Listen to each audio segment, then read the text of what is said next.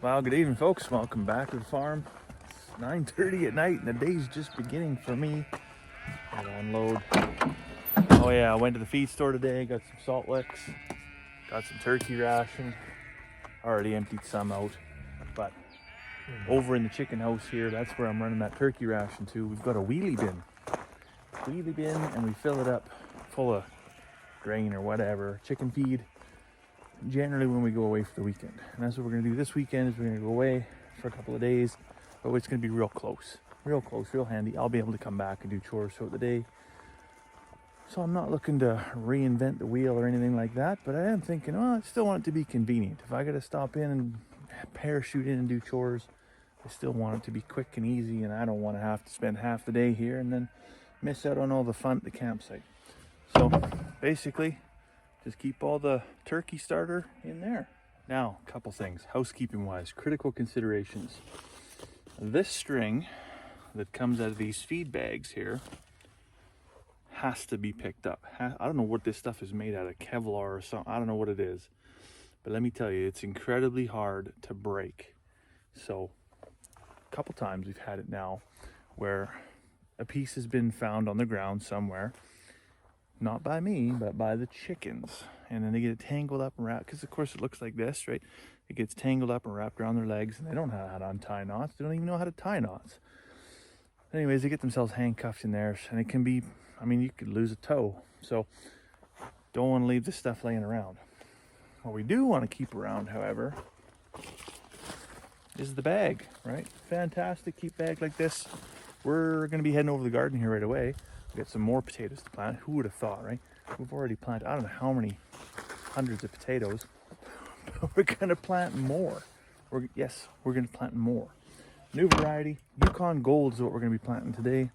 So we need all the feed bags we can get for the fall so that we can store them. So you might be thinking, well, a wheelie bin, that's not super secure, right? The wind might grab that lid and flap it open, and then it could rain in there, and all of a sudden $125 worth of grain is just pooched, right? Well, believe it or not, the old bungee cord, wrap around the handle, back to itself. It's like Fort Knox, ain't nothing getting in there. Actually, even last year, the neighbor's boar pig come over, and this one, he tipped over but could not get the feed out. The other one didn't have a bungee cord on it, and he was all over that. But so pretty happy with that. Now this is of course for the turkeys. There's 10 of them. They're still alive. Miracles do happen. But we got it, I don't know, it's cooking hot in here. It's about 25 degrees in here. Got their water, got their feed. This morning they were huddled under there. The heater's going. I think we're beyond the danger zone. Hopefully they just get fat and happy now. All right, so potatoes. Here we are in the garden. I've already got 9 rows of potatoes planted. I wasn't really planning on adding too many more to the mix here, but it seems we're gonna have enough for probably 3 more rows. So I've got 3 rows that are still kind of dormant. I haven't done anything to prep them or anything yet, so I'm gonna have to fork them up and everything, get the kind of the weed growth off, and then once I got that done, we're gonna get these Yukon Golds put in there. Yukon Gold is a fantastic, early to mid-season potato. You can have them when they're, this big around.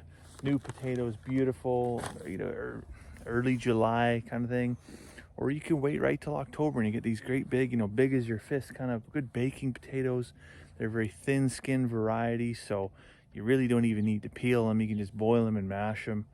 And very, very versatile. Good for, like I said, good for mashing, good for cutting up, cubing into hash browns, good for French fries. Very flavorful, and yeah, just a gorgeous potato. So we'll get a couple rows of them in there, and then it's looking like we're probably not going to get pumpkins planted tonight. That's fine, not the end of the world. We'll just do it after the end of the weekend, or maybe towards the end of the weekend. But I've still got an awful lot of bed prep to do down at that side. That just, there's only so many hours in the day, and there's only so much daylight, right? So you just get done what you can get done. Was that a mosquito? I think that was a mosquito flying around. Boy, oh boy, it's a little bit chilly in the air tonight. I wasn't expecting to see one of them, but it is the right time of year. It's kind of funny when you look in the beds here and see what we actually have going on for the weeds that grow up. We've got some grass, we've got some clover, some scentless chamomile. There's some dandelions. Now, a lot of people would just work to eradicate this and have a monoculture in here. And that's, I mean, that's achievable by way of chemicals, but this is what my kids eat. So I don't particularly want to feed them a, you know, Monsanto milkshake per se. So I want to look at the types of weeds that are growing in here and think about, why is that? Why is it that these particular weeds thrive in this particular type of soil as opposed to my potatoes? What's going on there? Well, the thing here, when you look at clover, why does the clover thrive? Well, the clover thrives because, you know, I've got good moisture retention in here, which tells me I got a good amount of organic material in here. But clover is actually a nitrogen fixer, so maybe the nitrogen content in the soil isn't high enough. Scentless chamomile, it is, of course, a noxious weed. It'll pretty much go anywhere, but it's prolific in this area. And why is that? Same with the dandelion. Why is it so prolific in this particular area? Well, that's usually related to soil compaction. So we've got some in our west pasture where it's just crazy. But if you go in there with a shovel and try and turn that soil over, you might as well try and dig up the street. Like, it's just rock hard. So heavily compacted clay soils and those things with those really hard roots that dig and burrow and tunnel will actually grow in those areas, and that's why, right? Is this nature finding a way to break up and aerate the soil, return carbon, return calcium back into the soil. It's basically nature trying to heal itself, and we're not listening to it, so we're applying Roundup or Clearview or whatever type of chemical, and then bringing a disc in or a tiller in and chewing it all up and releasing all that carbon and all that stuff back into the atmosphere, kind of going backwards. Where if we just listened to what the actual soil and the plants that are growing are telling us, chances are we could give it what it needs.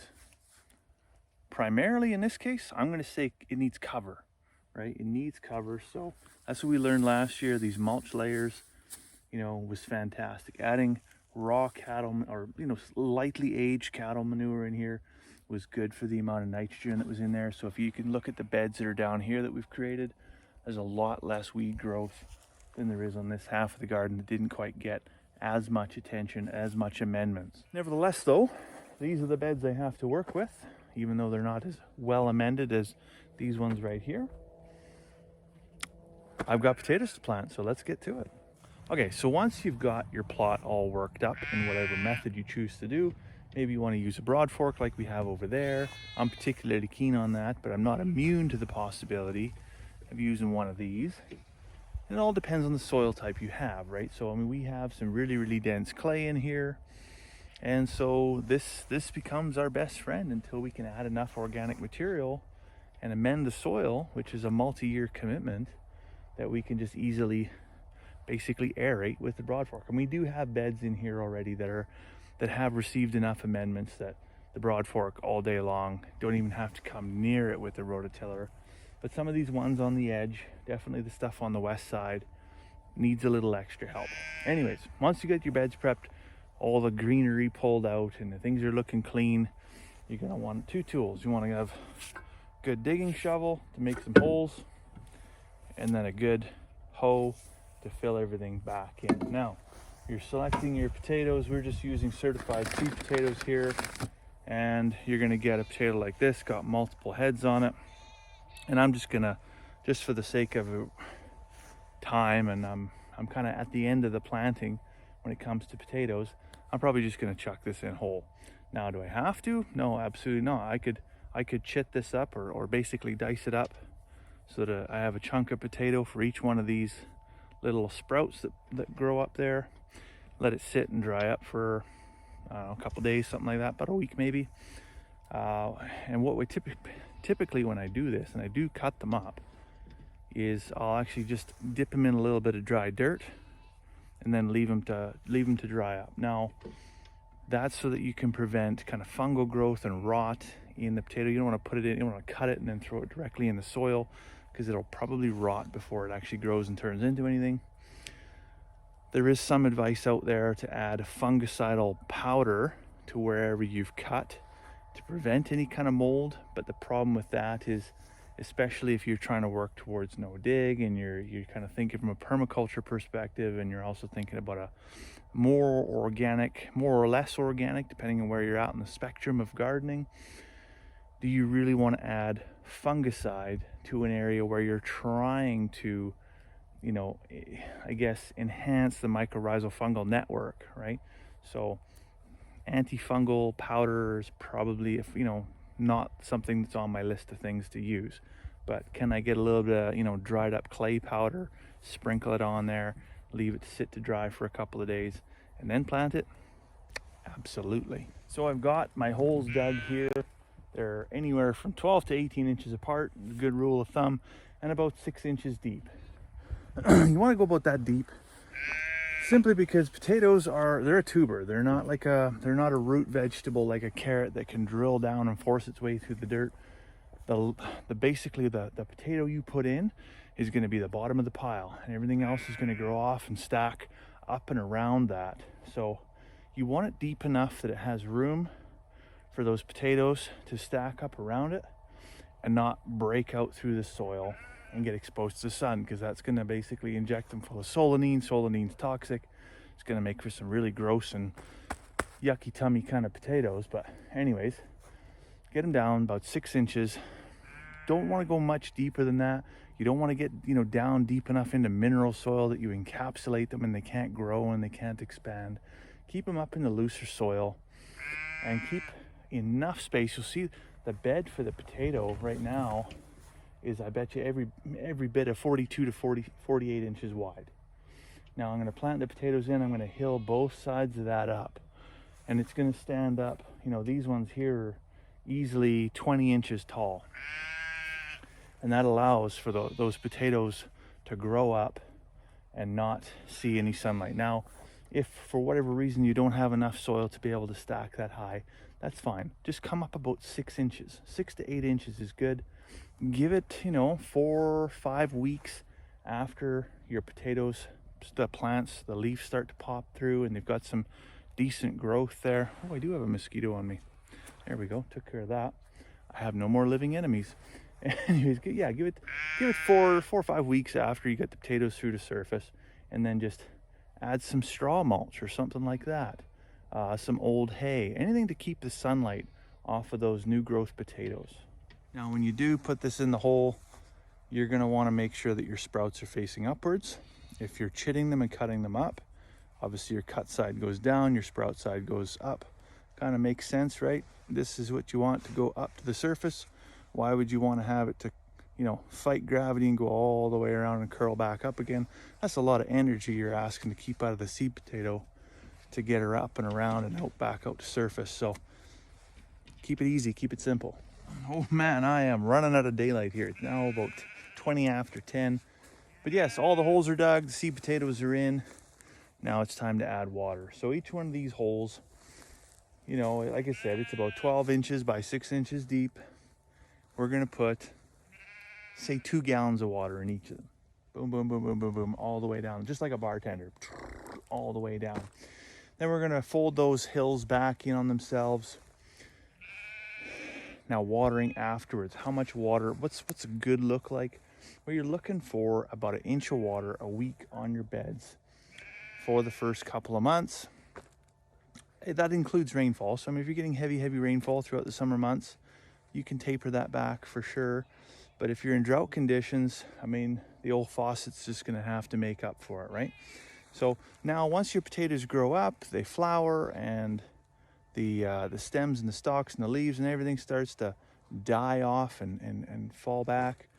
What do you do with watering then? Well, you definitely want to reduce the amount of water by about 2/3 of what you were previously at, to prevent any kind of mold, mildew, rot issues inside the ground. Just slow everything down, right? You still want to feed the potato, but you don't want to drown the potato.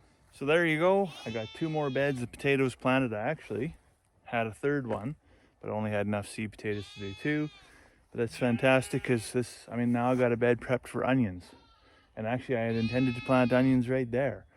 But the beautiful thing about onions and garlic, so I got onions here, 2 rows of potatoes, 3 rows of garlic, companion planting. Onions and garlic are fantastic companion plants for potatoes. Very prolific growth, help keep, predatory insects at bay, things like aphids. I don't know if it's because they're aromatic, odoriferous perhaps is the word I'm looking for. Anyways, you see a lot less problems in areas of the garden with things like potatoes when they're planted next to onions or garlic. So I'm really excited to see how this trial works out. We won't find out for like 8 weeks, but it's going to be exciting. Anyway, so that's our Yukon Gold in there in the ground. It's now, what time is it? 11:45. I think that's time. I think we're going to call it time.